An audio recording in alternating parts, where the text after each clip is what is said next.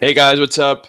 MurderofBirds here, bringing you RWBY Volume 2, Episode 9 review, which is out a few hours late. I was so tired. I got home from work last night and I was like, oh, I want to watch RWBY, but I'm so tired. I would have watched the episode, but I wouldn't have been able to put out a review either way. But just finished watching the episode. I rewatched it again, and I loved this episode. So much character development for so many people, flushing out of characters, especially Oobleck, because we haven't seen this dude since Volume 1.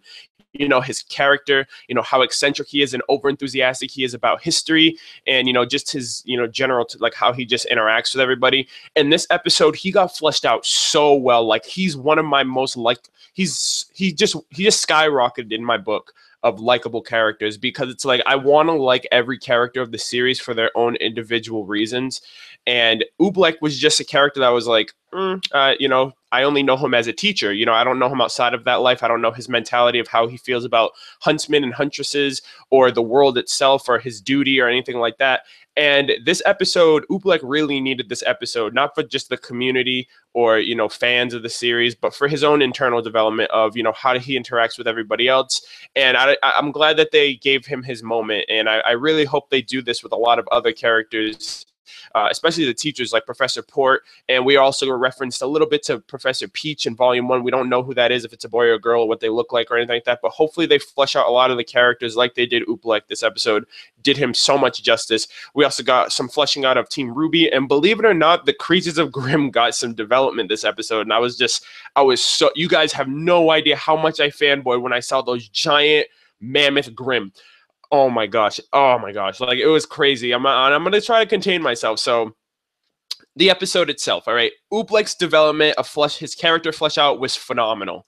All right, in this episode, we get to see him in a different atmosphere, not in the classroom, but on the battlefield, in a sense of scouring the, surveying the area for creatures of GRIMM with Team RWBY, which is pretty cool. I like the development between them two as well. And we already know the eccentric, enthusiastic attitude and demeanor that Oobleck has. He's really like high strung. He's always zip zap zapping, and his, you know, how he talks is just really crazy unorthodox. But that's what I love about him. Like, you know, he's just high strung and he's on a different level compared to everybody else. And we find out that he actually is a doctor, not a professor, but he's Dr. Oobleck. You know, he has a PhD in history and archaeology. So, you know, for him to go on this mission was just precise, because, you know, this is actually somewhat of a history lesson, which we were somewhat referenced to it in the World of Remnant segment, which World of Remnant's kind of like a history lesson. So I love how that also tied into the fact, okay, Oobleck's going to be in this because it has something to do with history. And it was also referenced in the World of Remnant segment as well. You know, I just love how Oobleck's, you know, his sense of duty of being a huntsman and how he generally cares for, you know, human life. You know, he said, you know, there's no other job. He's a huntsman because there's no other job he'd rather be. It's his duty to protect to protect people. And, you know, when they were in that destroyed, you know, rundown city, he just looked around. He was like, I just see lives that could have been saved.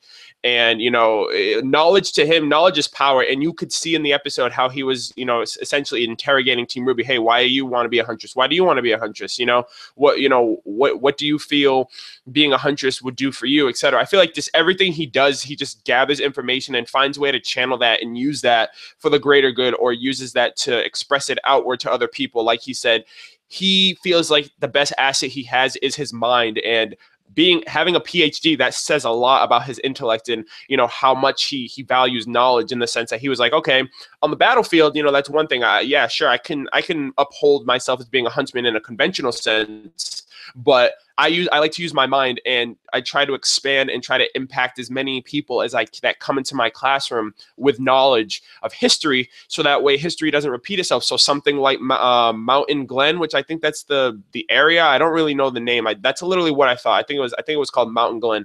But, you know, something like that. For history not to repeat itself, you got to learn from that. You have to learn from, okay, why did this place get run down with the GRIMM? Why did those people lose their lives? Why is this place in the state that it is in now?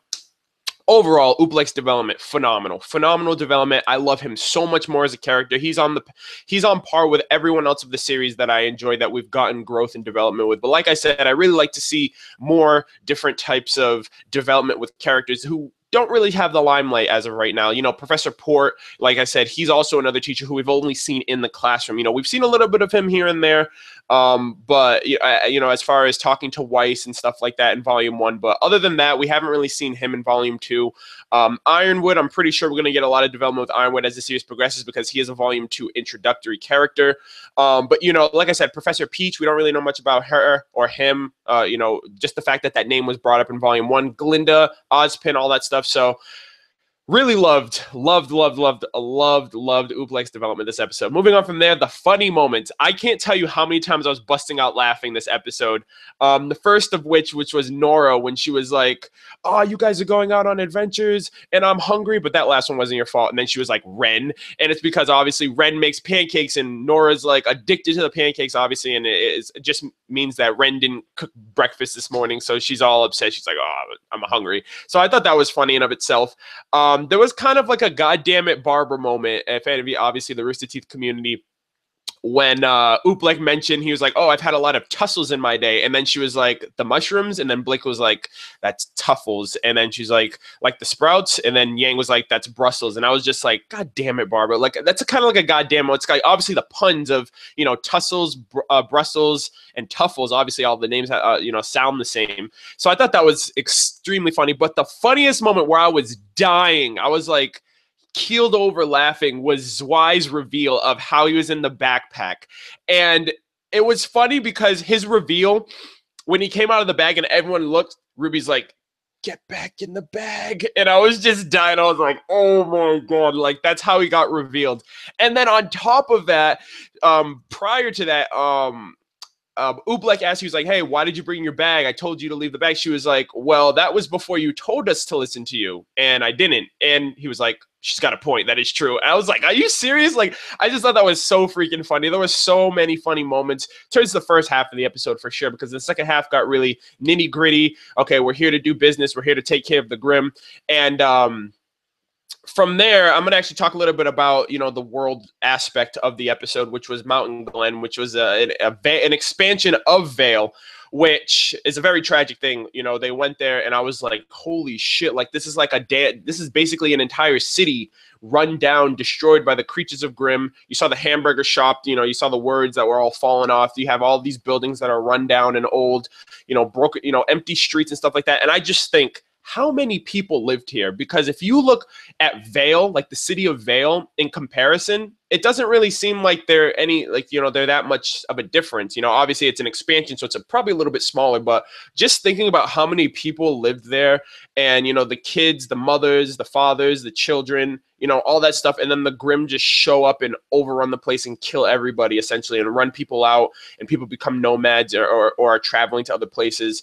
It's just really tragic and it's really sad to see. And it's obviously that, you know, things like this do happen, as the World of Remnant segment with Kingdoms, you know, said, you know, these small villages and small, you know, societies, essentially, you know, this being an expansion of Vale, it's obviously a ways off from the city, you know, get overrun. You know, it's not surprised that they get overrun, and that's essentially what happened. And it kind of does suck. And Oobleck also mentioned it's like one of the Kingdom's greatest failures of, you know, we had this expansion of a society, and now everyone's dead. And that was very tragic. It was really sad. And I love, like, that's one thing that I loved so much about Oobleck. He just expressed how genuinely concerned he was with life and learning from the mistakes of this, you know, of Mountain Glen, and making sure it didn't happen again. And that's what I love so much about his character. But moving on from there, we got Grimm development. All right. If anybody who works at Rooster Teeth is watching this, okay, I'm actually going to come out of my, you know, my review self right now. Okay. Please tell Monty or tell somebody, if it's not already done or it's already out, please do, if you haven't done one already, down the line, a Creatures of Grimm classification segment. I am begging you. You guys have no idea how much I fanboyed when we saw the mammoth, the Goliath, that's what they're called, the Goliath Creatures of Grimm. I was like, we're getting a Creatures of Grimm class. We have to. We got new Grimm this episode. We already have the other. I've been talking about this, I think, for like 2 weeks already. About, like, I just want classifications of Grimm so much. And that's just another thing to add on. Now they have woolly mammoths. They have snakes. They have wolves, boars, ravens, and scorpions. Like those are the wait, there's one more. I'm missing one. What's the last one I'm missing? I don't know. I don't want to just be pressed on that the whole time. But there's so many different types, and I'm just thinking like you guys can add so much more depth to like these creatures of grimm. And that's crazy because if you think about it, and I just thought of this just now, if you think about it, if Cinder and the White Fang and all these, and everybody else in this whole Grandmaster plan decide to use the Grimm in their favor, and Oobleck mentioned, he was like, yeah, these Grimm are so strong, and they know if they try to start stuff with us, they'll kill us, yeah, but at the end of the day, we'll make up for it and we'll come back and we'll destroy them. Just think if they use the Grimm to their advantage. If they use the Beowulfs, the Ursa was the last one, so there's 7. If they use the Beowulfs and the Ursa to their advantage of, infiltrating Vale or anything like that, those mammoths will do so much damage. It's ridiculous. And, just finding out of other types of classes, that'd be so freaking awesome. And I was so hyped. Like, I wish I did a live reaction. Yeah, I wish you guys could see my reaction to those. I was fanboying so hard, dude.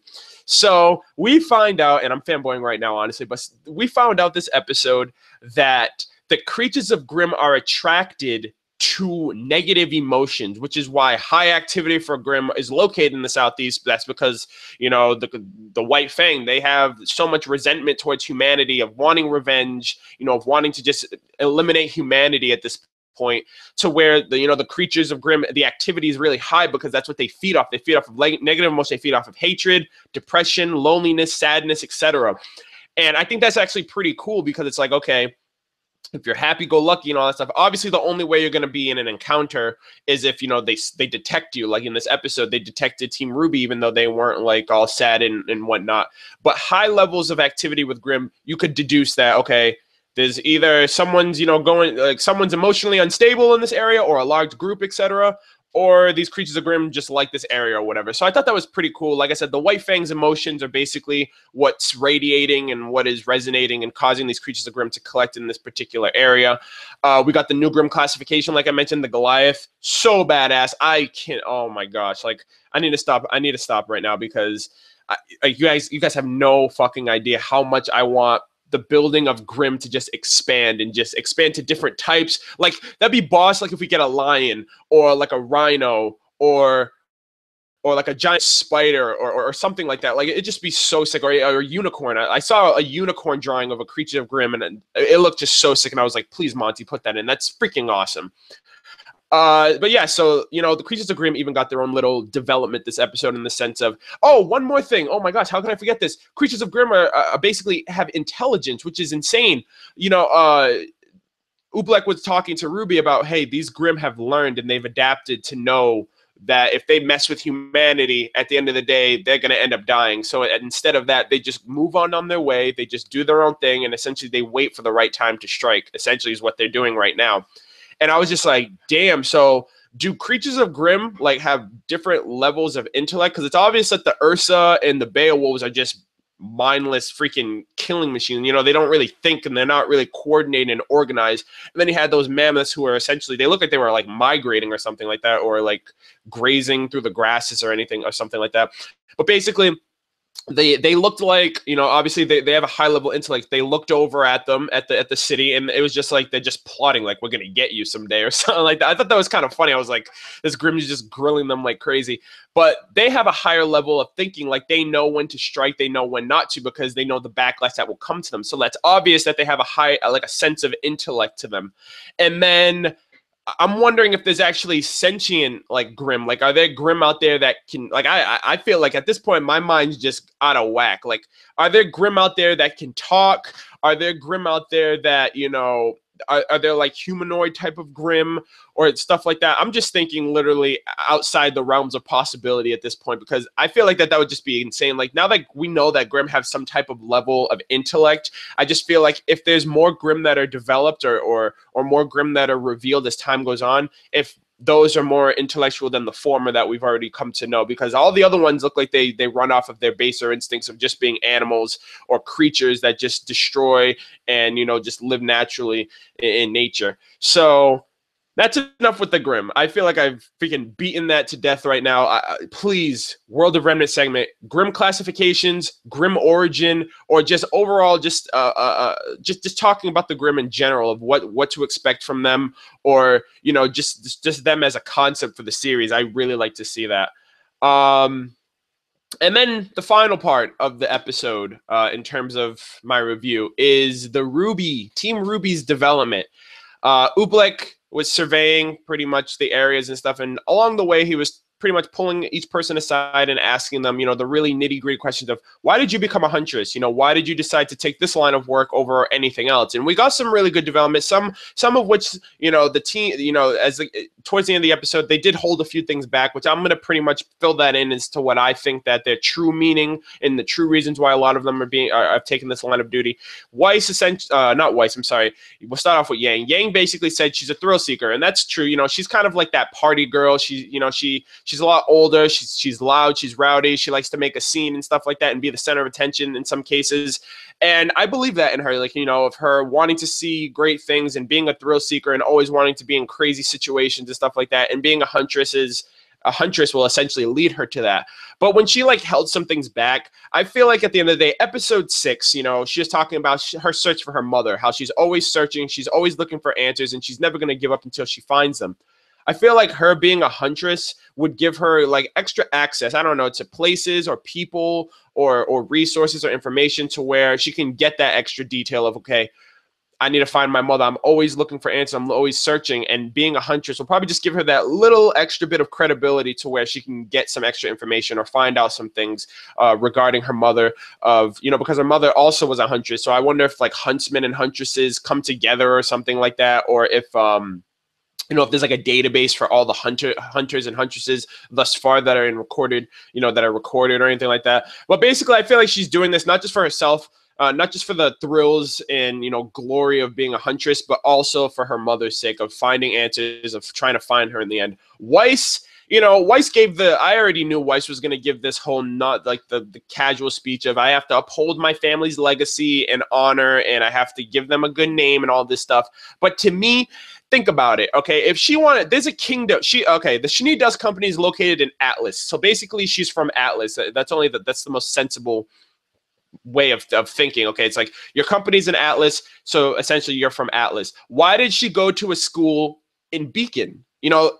Ironwood is the headmaster of the kingdom of the academy in Atlas. So it would only make sense. Okay, your company's in Atlas, you live in Atlas. Why not go to a combat school in Atlas? She went to Beacon. So her being a huntress is probably her rebellious phase, or a form of rebellion of her, just to get some distance away from her family. Of she doesn't want this. She doesn't want to be the heiress. She doesn't want to have to do things and live her life in the image of with the image of others in mind. Of, I got to live this way because it'll appease this person. I got to live this way because of my father and my business and the company and all of a sudden, I just want to be a person. I just want to live. You know what I mean? So to me, I feel like that's what she was holding back in the sense of, oh, I'm doing it to uphold my family's honor and my legacy and all that stuff. To me, I feel like it's a way of her of just getting distance from her family and doing something outside of the conventional means of being pretty and presentful and all that stuff, of, and getting her hands dirty a little bit instead of always having to have other people protect her and be like the damsel in distress and stuff like that. So for Weiss, that's what I thought. I think that's what essentially her extra reasoning is to being a huntress. Blake's is not too well known. I mean, I understand she has a high sense of justice and she's got drive to want to change the world of, corruption and, just wrongdoing and stuff like that. With wanting to stop the White Fang, wanting to stop Torchwick and all that stuff, to the point where she couldn't eat. She wasn't even sleeping. But beyond that, I really don't know if there's any other layers of what she didn't tell Oobleck, of why she's a huntress or why she wants to be a huntress. But we'll probably find that out as it goes on. But the one thing that was really one thing that really caught my attention was how Oobleck didn't ask RWBY. Like, he asked everyone else but the team leader, hey, what do you want to be? And in reverse, she actually asked him, and he's like, hey, my mind is, knowledge is power to me, and I feel like I can just express that to everyone else. In the end of the day, I've accomplished my job of being a huntsman, of protecting this world, and there's nothing else I'd rather be. But to RWBY, to be completely honest, I feel it is 100% because of her mother. Episode 6, it was told, you know, she was really torn up by the fact that her mother left on a mission, never came back. It's assumed that she is dead. And, you know, for Ruby, you know, obviously she was a kid, she was a child. She didn't really know her mother that well. But one thing that she did know about Summer was that she was a huntress. And what better way to have a type of relatability or a way to resonate with your mother than fulfilling the same duty and the same type of lifestyle that she went through of becoming, you know, going to academies, going to combat schools, becoming, my phone is going off, going to academies, going to schools, doing all that stuff. And I literally feel like that's what it is. She's going to, you know, through all of this, and maybe she does like it. Obviously, she also has a very strong sense of justice of wanting to protect people who can't protect themselves. And, you know, of what she said, it stated in volume 1. And obviously she has a high sense of morality and justice. So, but the underlining layers is obvious. I really feel like it's because her mother, and the fact that her mother did it, and she wants to be closer to her mother in a sense of, hey, my mom did this, and let me find out what it was like how did she live her life? How did she go through her day-to-day activities of being a huntress and, you know, a full-fledged huntress? So, yeah, this episode was phenomenal. A lot of great fleshing out of characters. Like, freaking phenomenal. I loved Oobleck's development so much this episode. We got a little bit more fleshing out of, you know, Team RWBY, of getting the underlining message, underlining layers of why they become huntresses, which is in a sense was kind of always what I've wondered, you know, especially for people like for Yang and, for example, and RWBY. But from there, you know, and the creatures of GRIMM got their own individual development, which was kind of funny too, in a sense. But yeah, like, I love this episode. It was awesome, and it sucks we got to wait till next week for episode 10. After next week, I feel like next week's gonna be a hype episode, because I feel like after every really like spectacular episode that we have, usually revolving action, episode 4, episode 7, and then next week's episode 10, we get a World of Remnant. We're getting a World of Remnant segment after next week. So next week we'll get episode 10, and then the week after, episode World of Remnant 3, which I really hope is Creatures of GRIMM. Don't let me down, Rooster Teeth. But that's all I got for this review. Thank you guys for watching. I really appreciate if you guys can leave a thumbs up. Leave me your comments, what you thought about the episode, what you thought about Oobleck or the development or anything in the episode overall. I really appreciate it. And be sure to subscribe if you like RWBY content. I'm going to be doing the rest of the series, obviously, and I really appreciate it. But that's all I've got. Thanks for checking out my video, and I will catch you guys next week. Take care.